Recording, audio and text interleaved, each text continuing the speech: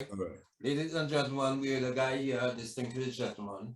So without further ado, I would like him to introduce himself and tell us from where he came and what his background was like. My name is Earl La Pierre. EARL LAPIERRE. I'm a steel pan arranger and a steel pan player. I came from Trinidad from the Invader Steel Orchestra to Toronto. No, what year you came to Toronto? I came to Toronto in 1969. What was the purpose of you coming in? My purpose of coming to Toronto was really music and steel pan. Steel pan first choice.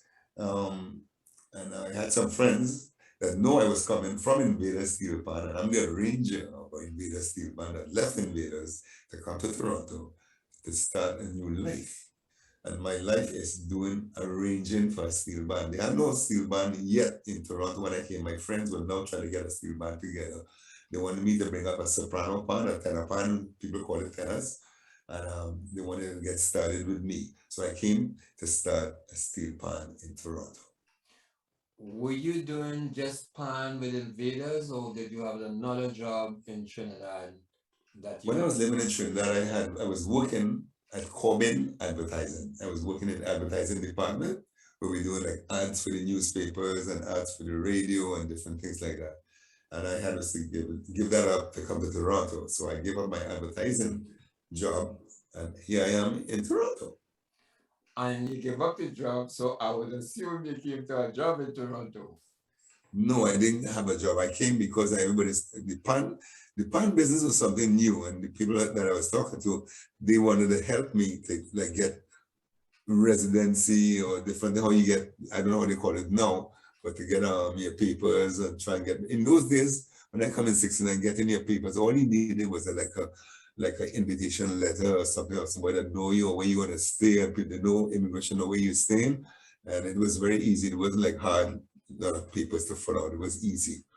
So in about 6 months, so I was kind of like for 6 months, a year, I was fine. I could work. Okay, and how was the work you came for? How was that in the 6 months to a year? How that new and who was the people that make such a brave attempt to get you to come up here to start Steelband? People that I knew that wanted me to start a Silver up here was like Ian Jones, Tony Pierre, and most of all, a guy from the National Steel Band. His name was Elton John. Not the old singer Elton John. His name was just Elton John. Call him Smokey. And he was one that was really into like getting a steel band together. He could get the basses and the cellos and the alto pan, second pan, but he couldn't get any soprano tenor pan. And he wanted me to bring up one so we could start this band. While I was here, we met Tony Pierre and we met Ian Jones, and they both had pans. So we started the band right away in June. And the next thing I know, Caribana was in July. And the band was ready for Caribana. What? The band was ready for Caribana in 1 month. So 1 month. We learned about 4 songs though, because the guys could play. We learned about 4 songs and we got a truck. And we were sponsored, and here's the thing now, we were sponsored by Sam, the record man. The truck was Sam, the record man truck. He sponsored us, so we were in the parade. who made that link up? I mean, you had things all set up for you to come up here? The people that I was dealing with, working with, or who was in charge of anything up here, they know what to do. They had things done. Yeah. They know who to go and talk to. And Sam, the record man, like, he was very popular. He didn't mind the advertisement. The truck was all Sam, the record man. Okay, so seeing that that wasn't in the preamp, now to go in Caribana within a month, to have Sam the record man, I know you came from the steel band Pan in Trinidad.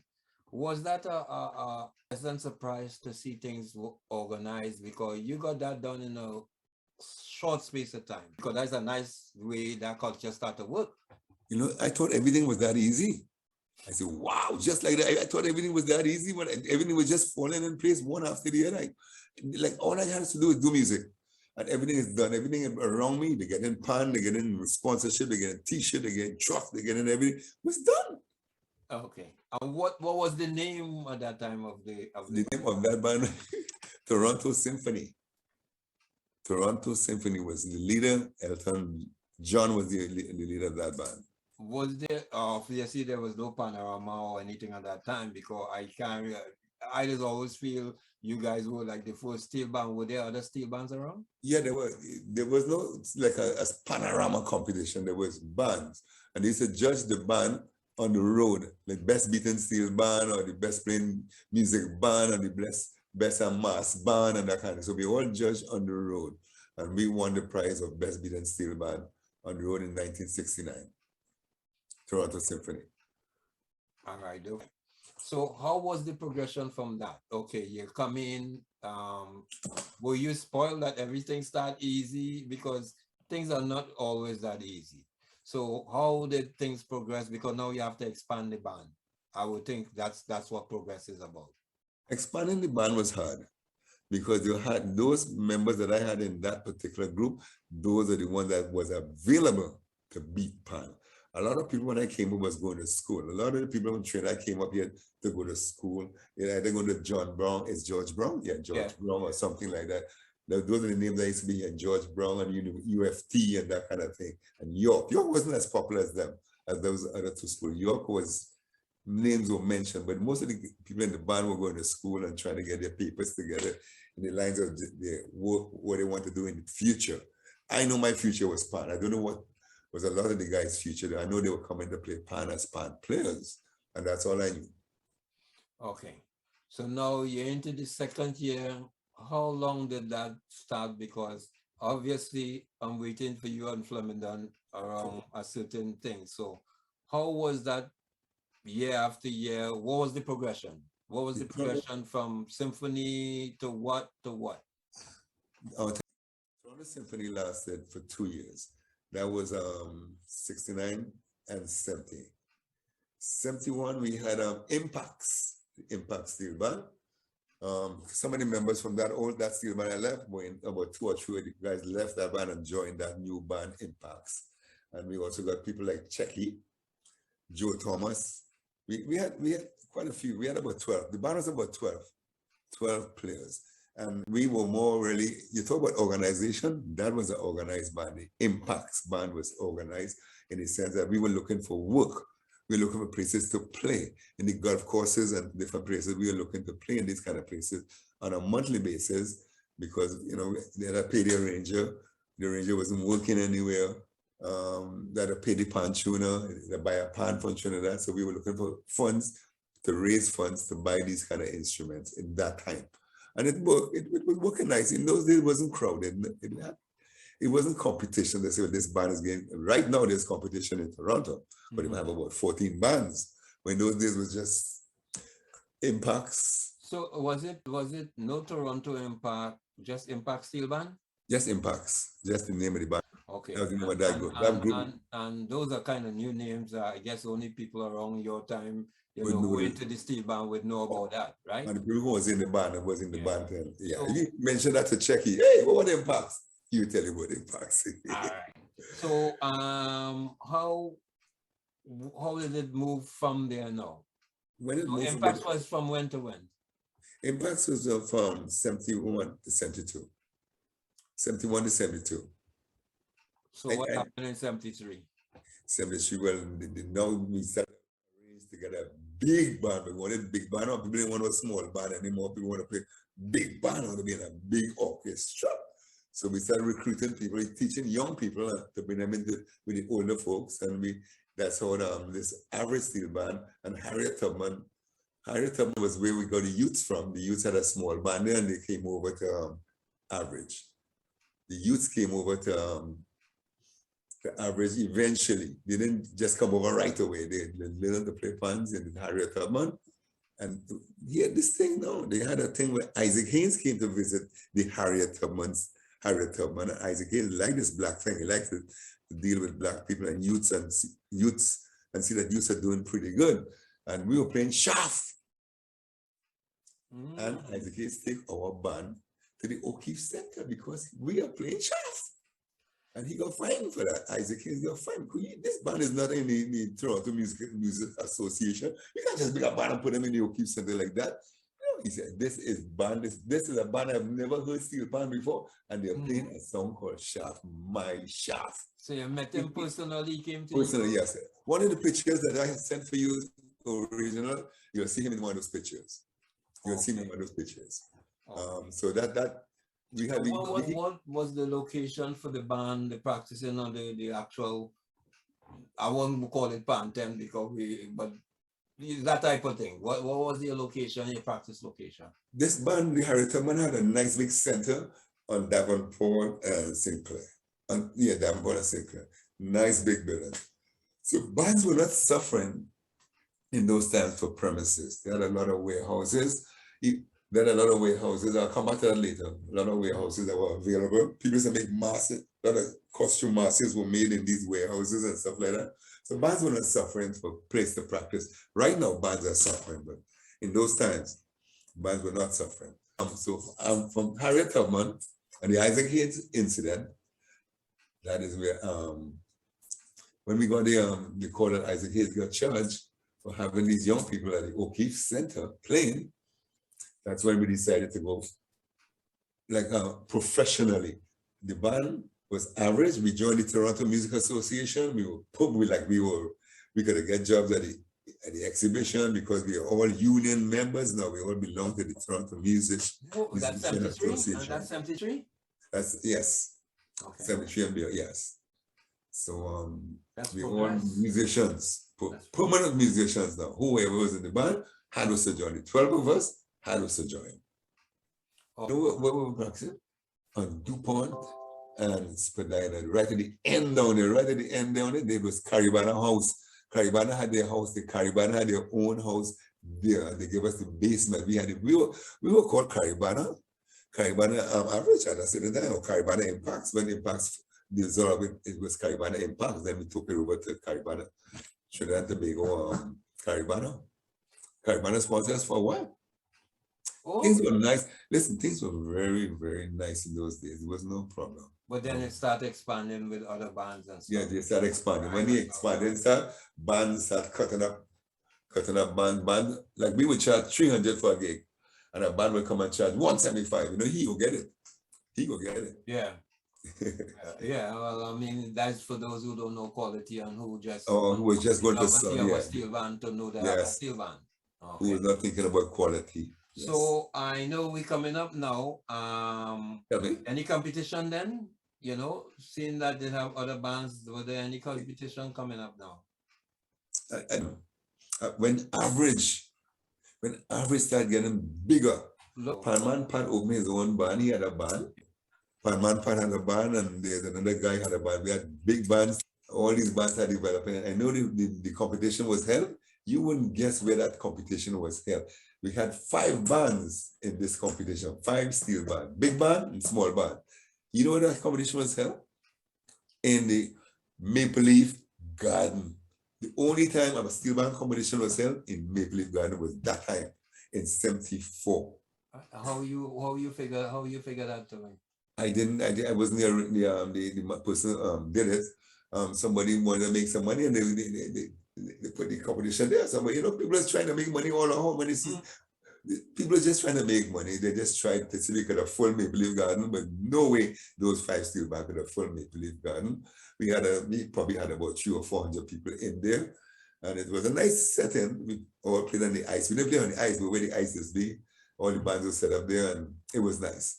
The only time a steel band competition is in that time, and Maple Leaf once. Okay. Is that your first competition, you said? That was the first competition, yes. That was the very first competition, band competition at the Maple Leaf Garden. That was the very first one. I came first, Panman Pat come second, and the guy, I think it's Smokey. Smokey was still trying to develop his band. So Panman Pat, what's the name of Panman Pat band? I can't remember that at all, but I cannot remember that. And I can't. After 74, 175 there, we started to develop our band from the average and moving over to the Afropan name because we were playing at the Sheridan Hotel. And a Frenchman came up to us and said, hey, I would love to have an album from you guys. Do you have any? We said, no, we don't have any album. He said, wow, I can help you guys get an album. And he was very honest. He said, but you'll have to change your name. Nobody's going to buy an average Steelband album. It has to be a nice name to catch the public, to catch the people who want to buy a Steelband album. Average, when they see average, they say, that's just an average Steelband. Before you change though, you guys, I guess they came on the park before you go on the road. What made you guys wanted to join on, how do you name Afropan? I mean, average was fine, but you say you had to change the name, but you go to Afropan. But Because it is average, you had to establish yourself on Flemingdon Park, which was the mecca for the football. You know something? Yes, okay, I will say that too. That was in 76, right? Yeah. Right. We started Steelband name change in we were average then in 76. And most of the pan players in average were footballers. Not all, but out of, let's say we had 20, at least 12 were footballers, I could tell. And they all wanted to join, and it was unanimous. Okay, let's give it a try. We have a football team, and we have an average, and we have an average course. And one of the guys who were instrumental in that is a guy by the name of Muggs, Cecil Clark. Okay, was Lane involved too? It was better, but you know, Lane would follow him. One of the scorers. He was a scorer in that group. He was one of them. Him and Kid Fu. They know what they wanted to do. They were footballers. Yeah, you had a few good Keith Fu and these guys. They were footballers, man. Yeah. Keaton and these guys, they like sports in the sense that they like to play tennis. That's what they like to play tennis. They like to play dominoes. They like to play cards, and so they're always involved in something like that. And Pan was the evening time, 6 to 8, done. And when they go on, and they're playing cards or they go on somewhere. The Harold Tubman was a place where all these people used to circle because they had things for youths to do. Youths used to go to the Harold Tubman because it was a nice place for recreation. That dancing going on, that a nice little cafeteria there, and that. So they used to head in that direction after average practice. They used to head in that direction. You used to support average on the Flamo. I mean, because you look like you're exclusively Pan, you know. So you used to be on the park supporting average. I was on the park before the football got to the park. I grew up in that area. I grew up on St. Dennis. St. Dennis Drive there. I grew up at the corner by the Science Center there. So that area, when everybody started filtering at to Flemingdon Park, I was already there already. So you lived I wasn't the kind of they know me as he's a pan man. They would say, he's a pan man, he's just watching. That's how they'd have me down. They would have me down as a looker. What you thought of the atmosphere? I mean, you use that atmosphere to recruit players for the band? How did it work for you on the both ends? It didn't work for me as the recruiting pan players there. Our pan players were already there. I mean, our pan players would recruit people, but I personally was not part of the recruiting session. People say, well, hand me down, I'm Mr. La Pierre, and he's a pan like that. They hand me down as Mr. La Pierre, and that's it. But I love football. I used to play football in Trinidad. I was a goalkeeper in Trinidad. I was a goalkeeper in Trinidad. Any name team that we might know? They used to have work teams against work teams. You understand? Work team, like corporate advertising. Corporate advertising would play against another advertising company. That's how I get my finger. I fell a fire kick. I go to the ball to pick up the ball. This man fire one kick. My nails was on the opposite side. My nails were in the palm of my hand, and this guy just come on. So you was a goalkeeper? Is that what you're saying? Yeah, I was a goalkeeper. Normally, the men who went really too into the game, they stick them in the goal. And you sure? And I'm pretty sure about that. Men didn't want me in the goal. Men didn't want me in the goal. Period. They wanted me to be out. No, they didn't want me in the goal, but I wanted to be in the goal. Okay. But I like it. Well, that's different. That's different then. I didn't like it. Yeah. So now the average come there. They didn't stay long in the park, but your band now went from average to Afropan and start consuming the whole of Toronto. competition and stuff. And by the time we reach up to about 76 now, you brought your band on the road. Yes, like that on wheels. Yeah. On wheels. Yeah. On wheels. So you were getting that vibes that the road is the place to be. And you know something, when you're playing pan on a truck, it's very scary. The truck, the brakes, the man who driving, he not seeing what happened behind him, he didn't see what happened in front of him. So somebody could walk in front of that truck, he just press the brake, bam, and a pan fall down and you stand shit. It was really, really scary. So we decided, hey, enough. So we decided to go real. We going on wheels, and people are so glad to push a pan in Toronto. Well, people just want to put a hand on the stand. People just want to put a hand on the stand just to make sure they're a part of it. It was so nice. Coming from Trinidad, people stopped doing that, pushing pan. But when I came here, people wanted to push pan, man. So we went down on the road, on the ground, and we were very safe. And when we used to go down university, man, on the ground like that, and we reached the front street. When we reached the front street, and we going under that bridge. Oh, boy, and the police was really, police didn't like it at all, boy. Police give me a hassle, boy. The police, yeah, they say, in case there's an accident on it, so much people get hurt. There's too much people under there. Let me ask you a bridge question now. Go ahead. You guys used to deliberately go a little slower under that bridge or what? We never used to move at all. We used to go under that bridge and stay. That was always, man. That was so nice, boy. Yes, that bridge, boy. You ain't going nowhere. Anybody who remember that should know the bridge thing. They would remember that. They would remember that. They're under that bridge. That's why it might have changed, you know. That's why they changed it, you know. That bridge. You guys work wonders with that bridge now. And let me ask you, the block on St. George now, that was the ticket. How that come by? Who came up with that idea? That idea, the block was my idea. It came from Blocko country. All right, so it was my idea. 44 St. George, it was so unique. The block down there, the TTC got in touch with me and said, listen, tell us when you have a block, because we don't have enough streetcars on the road to accommodate all them people at once. Like when all the finishes people, the streetcar can't take no more. So tell us when you have space to give the streetcar, the TTC, a schedule. They wanted that. For real? For real, yes, for real. Honestly, they said it was too much. The buses can't handle it.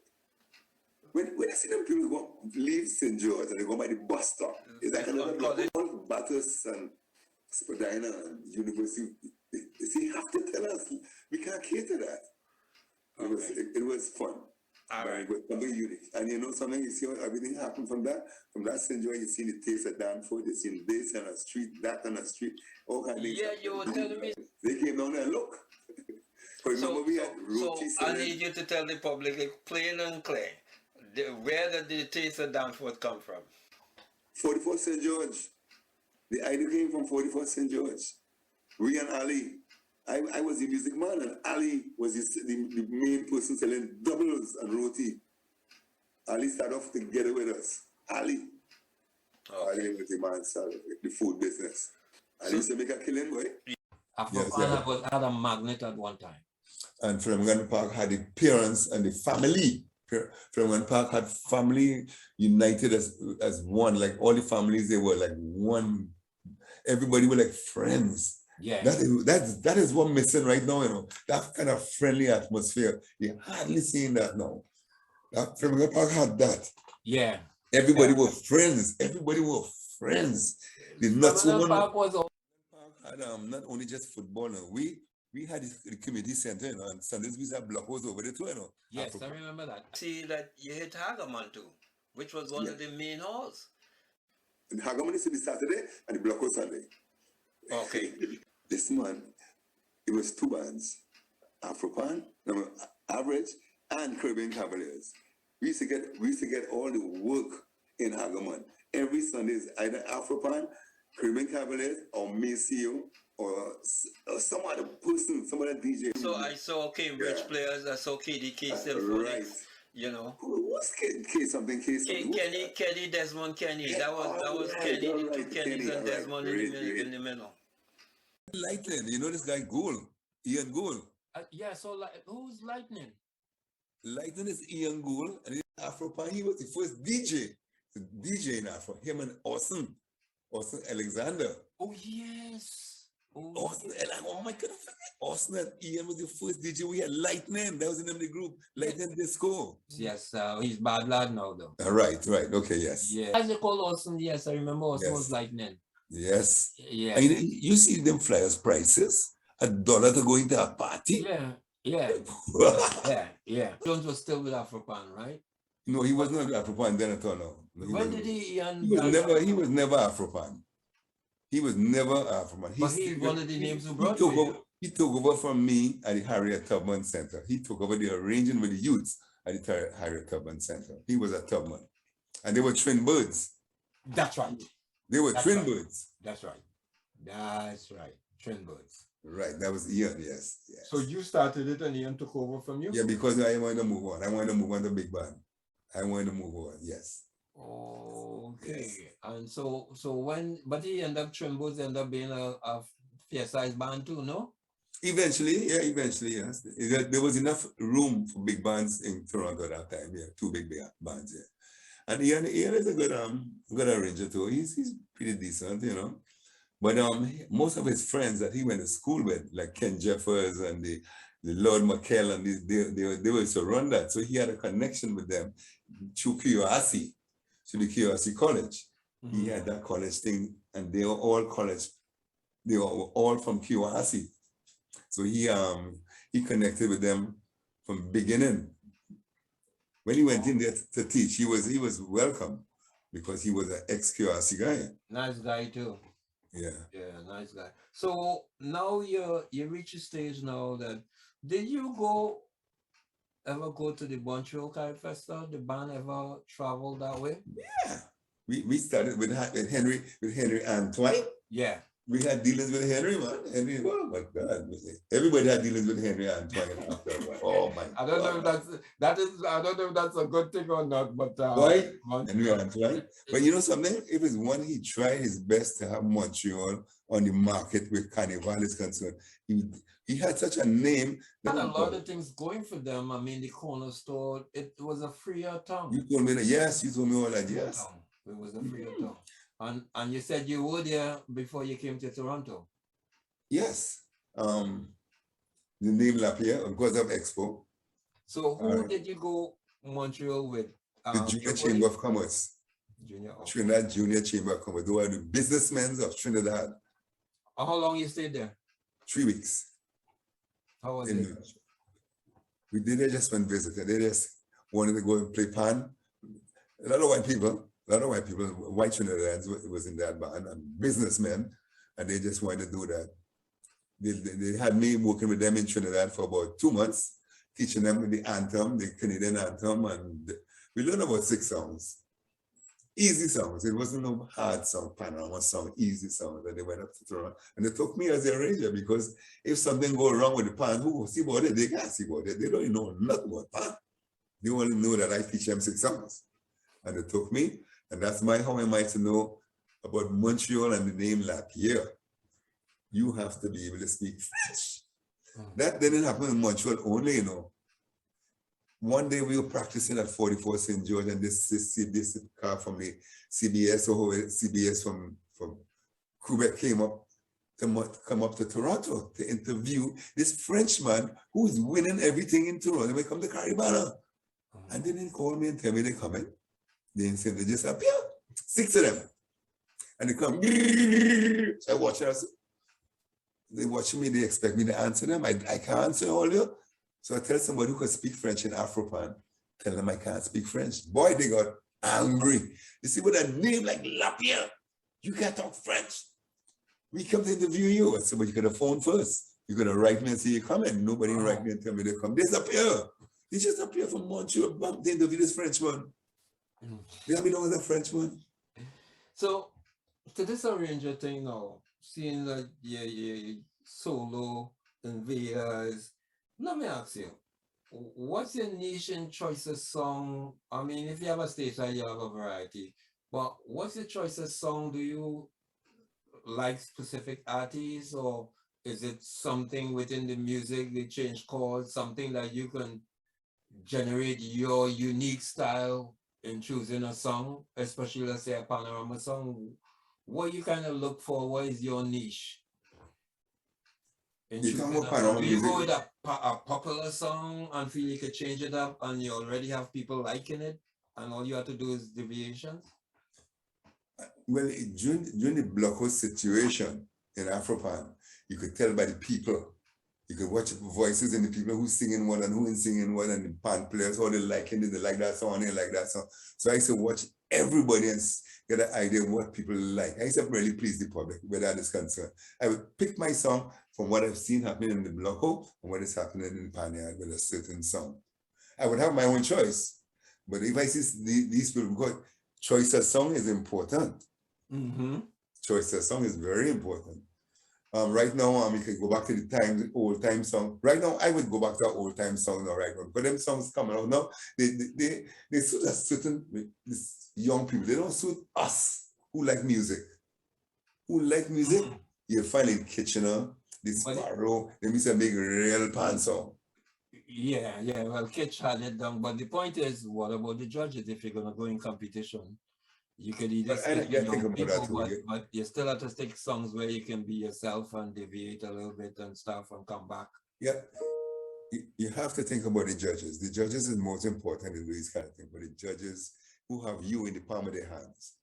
So you have to think about a popular song that the audience would sway the judges. The audience is sway judges, you know. When you see the audience carry on, they like a part in your song. And the judges can't go against that. So I find that plays a lot in Trinidad. It plays a lot. It plays a lot. So so is it the same where if you pull a certain number, because I watch your band in Lamport, I just covered the 50th anniversary. And I watch a couple in Trinidad, and it's almost like the band that wakes up the crowd because sometimes those programs are so long, right? Not necessarily in Toronto, but especially so sometimes pulling, depending on what number you pull in, that is also important. That's very important. Some bands don't like to play first. Some bands don't like to play first. Some bands would, when they play Pull first. is a random pull, right? The pull is like pulling for a knockout. It's a random pull in a hat and you pull. Yeah, it's a random. Well, yeah. The only person who have a choice is the person who win. Oh, okay. If the person win last year, you have a choice to pick what you want. Yeah, that's fair. The only person, the band that when you have a choice, you could pick. And where you like to go? I like to be in the middle. I like to be in the middle. 5, 6, 7. Okay. 5, 6, 7. Okay. I can go and tell Afropan we playing first. That place gonna be empty. Well, because you start that blueprint by Caravana coming down, bringing down the band last. Don't get restarted, you know. Because yes, boy, that's important. Afropan coming. Yeah. Sure is another band until you see Afropan coming. It's true. You know what's going on. Yeah. You know what's going on. Last, and then somehow get to used to still try to come behind all your. But get every year. After now, we're still doing it. In those early days, were there a number in? Yeah. Had numbers, yeah. But I don't think it was as serious and critical, though. I don't think the point system used to, chastise people for outer thing. But we didn't have much steel bands on the road. How much steel bands come on the road? That's right. It used to be almost the corner on the road. Yeah, the bands on the road. Afropan. Tommy Critchlow had a band. Yes. And somebody, I had about 4 bands on the road. Yes. We had 4 steel bands on the road. That's right. Remember the year the mass band, the mass men, what they did? They boycott and they went up markup. Yes. Markup. Only steel bands on the road. Only steel bands on the road. It was like a juve. Only steel bands on the road. I can remember that well. And that they ought to get those things fixed because we gotta be together. We gotta be together to make this thing unfold. Yes, man. So where you're in Cayman, right? Yes. So how you get that gig and how is that going?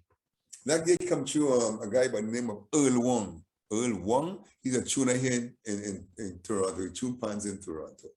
They called him and he got a group together, about 5 of us, to go to Cayman Islands just to play for 10 days. They have a festival called the Pirates Week. It's called Pirates Week Festival. Because the pirates in the ancient days used to hide all the treasures in Cayman. That's why Cayman is so rich. That's Pirates right. hide all the treasures in the Cayman Islands, in They all have a them lot of caves. pirate statue there, right? Yeah. I remember that. Right. So we got to get to go on and play for the 10 days. But I am so I like to teach. I find everybody coming and watching me, and all these youths coming and looking under the pan and then looking to see what the song called. I went and made an appointment with the education department to go into all the schools in the Cayman Islands while I'm there in the morning time and teach these kids what is this instrument. And that's how I'm actually this still. The government says, hey, we need you. So that's what, how many? Just like that. That's And I was working at the University of Toronto. Years, what, 16 years, how long you know? What? I did since 86. It's almost 40 something years. It's almost 40 something. But then you also have children in the pan. In Cayman? In the whole industry in the steel pan. In the pan, well, yeah, all my children play pan. All my children play, except one. They all play in the steel pan and they play well. And they will do a good job. They will always do a good job. They're not wishy-washy. They're not running down the money to say they want to run down the money. They want to look good. They dress clean and they look like a pan player. They look like a musician. So they will always do fine. All my kids. All my kids. This is how I was, and I think they copied that for me in a sense. I don't want to be like my father. This is what he used to do. But I am the first man introduced one-man band, you know. When I went to the Cayman Islands, all them guys left, and they left me down there by myself. And I played my pan. This is a song so funny, me alone playing. So I started getting a drum machine. I started getting a little background music, and that's how it spread. I started. So you started doing it before your son? I started what? Doing the one-man band before Iman. Yeah, oh yeah, long time. I used to give him music to play. It's true, me, they doing that. All my children doing that. Okay, because I think my brother told me about the one in Trinidad. He did that. He was the first one. Then Earl, then Jimmy. Now Jimmy. Is Noel after me was Noel, Earl Jr., and now Jimmy, and my daughter. But my daughter working in the courts, so she doesn't have time to play pan as much as before. But she could. She could play pan. She's very good. Well, okay. You've probably seen her before in Afropan sometime. Okay, I need more than 2 vaccines to come back to Toronto, or what's the situation with you in Cayman? Down in Cayman, they're very, very strict in the sense of this vaccine thing. Everybody in Cayman Island vaccinated. Everybody. And they were so strict, and then they had one death. Imagine they had one death in the Cayman. That was in March 2019. Never another death. Okay, so we lost you, or were you? We don't know. No, you would never lose me. You would never come. Most of my friends, like you are my friend, most of my friends, big elders then, they live here in Toronto. In Cayman, I have young people as my friends. I don't want to hang out with young people. I teach them. But I'm their teacher, and I'm their sir. They call me sir, yes, Mr. La Pierre, that kind of thing. No, I can't make a joke with them. Like, I don't make no joke with them. We don't go nowhere together. So I am really like, the Trinidadians here are very, you can handpick them. I am dying to go back to Toronto right as we speak. I went and looked for a flight up to today. $1,800 to go from Cayman to Toronto. That used to be $675, $600. Well, it's not just Cayman they're dealing with like that. You know, I understand. I understand, but I want to go home. I want to go and check out. The money, man. They're trying to make back the money quick. So fast? Yeah, it seems so, because there's a lot of strain. You know, because I mean, they still want the industry to come off the ground, but they should realize that's a real strain on people. A year and a half, we haven't had no Canadian planes come to the Caribbean. A year and a half. No Canadian planes has come to the Caribbean. None. Not one. Trudeau said no Canadian planes that come to the Sun Country. None. You know how much mailers I want to post? I want to post a CD to one of my friends in Vancouver. And you know how much they charge me by FedEx? $190 a post as $3 CD. I ain't pay it. I ain't do it. Oh, I was waiting. Because no planes are running. No planes are running. No planes are running. No post. No poster. Yeah. Back to Afropan. The band is still functioning, although you're in Cayman. So there's a new sheriff in town, or you still the man of the band and you're the arranger still? I would always be the arranger, unless I want to give it up. And some of this all I have in Toronto. That's all I have in Canada. And I don't think I want to just give that up unless I'm sick or something or something's wrong with me. But the band of itself is what is keep me going. I have a lot of youths. You see the youths? Good company. Good company. They mightn't give me anything. I don't want nothing from them, but they're good company. When they come to practice, they will be there on time. The elders this week have practice coming to come practice. They always have some excuse. But you see the youths and the ladies come practice on time, not the elders. So I like that. Yeah. That's how I grew up. You had to be on time. And I realized you guys went through some little changes with venues and stuff. With did venues. that shake up the existence? Was the existence ever threatened based on those having a actual place to call base? You know something? I thought, seriously, we've been looking for a place just to have a home, and we can't find one. Fantasy is very, very fortunate. Wendy is a very good pan politician. She does her work. She go out and she's a politician with pan. She work hard. Wendy from Pan Finance, she worked very hard. Afropan is figured, we Afropan, we will get it done. Somebody will give me something. So they always feel like somebody would do something for us. It didn't happen. So again, you have to get up and look. What we are down there in that area down there, just when I was putting condos down closer by us. Yes. You remember when Whitfield, Belasco and all these guys used to have that whole area down when making masks? Yes. You can't even find one of them places now down there. Everything is a business down there. And again, if the COVID continue and Carvana not bringing in money, you're in trouble. That's telling you about it. I'm dying to get a place where we could call home, where we could say we could invite schools to come to our program. You can get some political clout. We trying that too, and they always have some excuse, boy. You see, we downtown. We want to be downtown. Afropan can't be out of downtown. Afropan is a Toronto band. Okay. That's how I see it anyway. Afropan, we could get in the schools, but when you get into the schools in Toronto, you know what they're saying?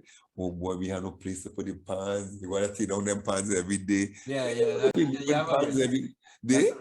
That's a risk. Yeah, that's a risk.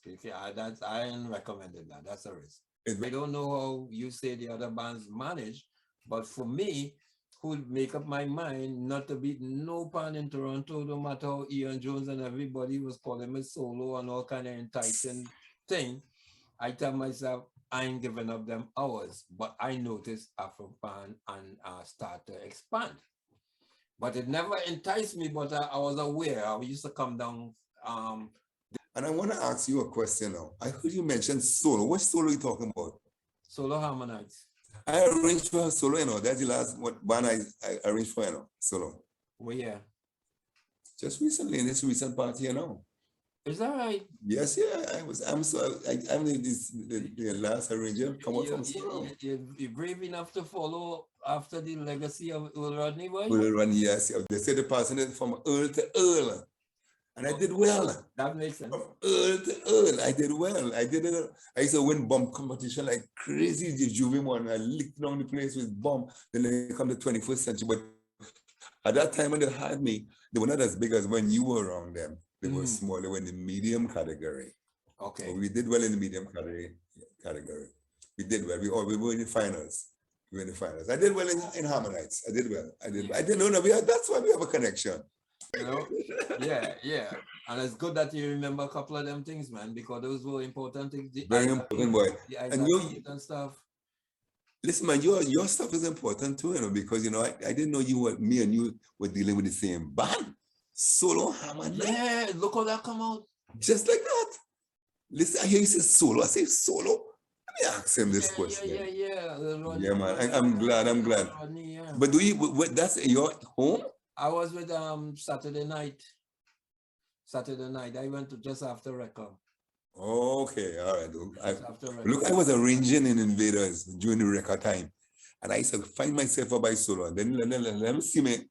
I don't, because they go say, oh, you arrange outside, like I'm the thief apart or what? I used to sit down in my car and listen to this band play this record. Yeah. Oh, but that and bongo was my song. Yeah, Bongo. yeah. That and bongo. No, but was- the record is a classic, you know. Yes, man. Yeah. People will come and hit the tongue hard. Hard. They came, Real good. yeah.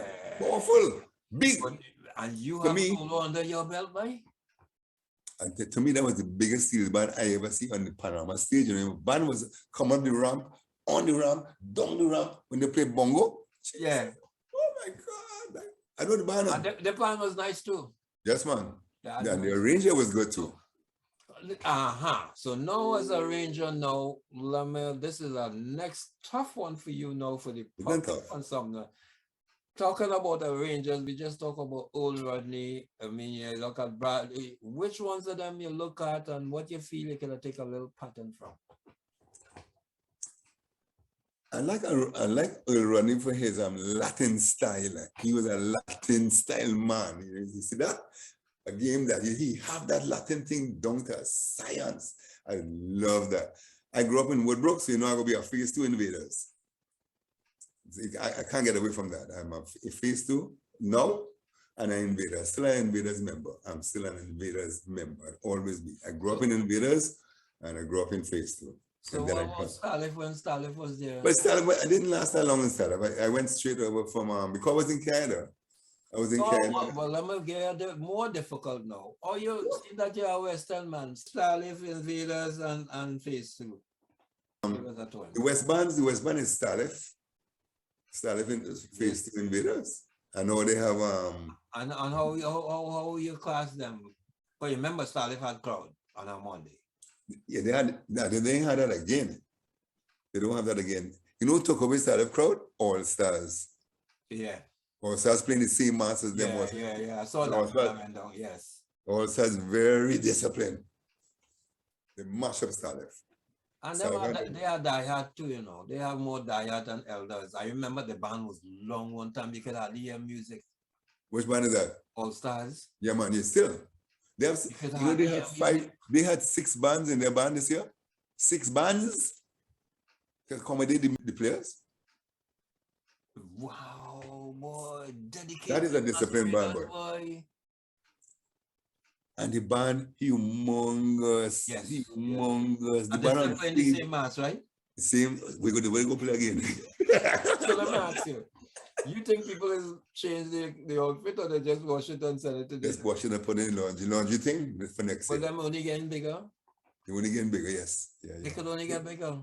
But they're proud, you know. You just watch the lieutenants. You ever watch the lieutenants in All Stars? Or the generals? They play the real good, you know. What? They play real lieutenant role, you know. You know what I'm saying? You know what I'm saying? Yeah. They play the real lieutenant. They really hold their own well. You know, ask you about when you come back to Toronto, what is the differences you see? Because you would see it easier than us. And in Toronto, man, I know Toronto like the palm of my hand. I grew up in St. Denis driving Scarborough and that kind of thing. So I know what's going on. I know where to go. I know where not to go. I know where to go and know where not to go. Around there, Flemingdon, I find nice. When I pass there now, I see football going on, but it's not our kind of football. No. When I come for Christmas, I was hoping to come for my birthday too. Spend some time in Toronto with my family. My friends are in Toronto. My friends are not here. I was surprised you're still long in Cayman. You know something? Cayman pretty. Cayman, it's tax-free. It's tax-free. Pirates though. I remember everywhere you look is pirates in that place. Oh, that's where they used to hide the treasures. Yeah. Anyway, I want to thank you for giving me the time. You stay safe. Hey. And, again, thanks for the information. All right. This is your job or what? You know to do this thing? No. Through the media thing and stuff, you know, you just play around with time on your hands and stuff. All right. You know, right? So you take care and thanks for the time, man. No problem. Great. Thank you.